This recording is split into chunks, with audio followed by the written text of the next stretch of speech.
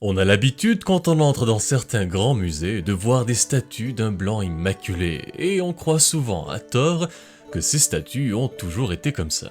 Mais ce qu'on mentionne rarement, c'est que la plupart d'entre elles étaient à l'origine bien colorées et éclatantes de vie.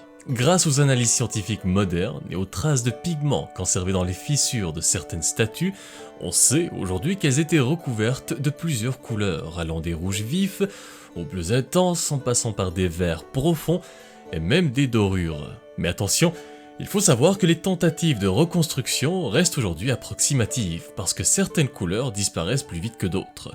Par exemple, les rouges et les bleus survivent mieux que les teintes naturelles comme la couleur de peau. Alors, il ne faut pas se fier à 100% aux reconstitutions modernes.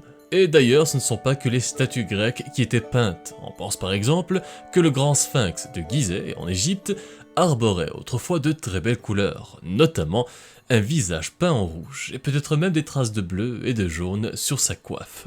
Bref, la plupart de ces statues n'étaient pas froides et blanches comme on les voit aujourd'hui, mais pleines de couleurs et beaucoup plus vivantes qu'on l'imagine. Et franchement, j'aurais bien aimé les voir dans toute leur splendeur d'origine.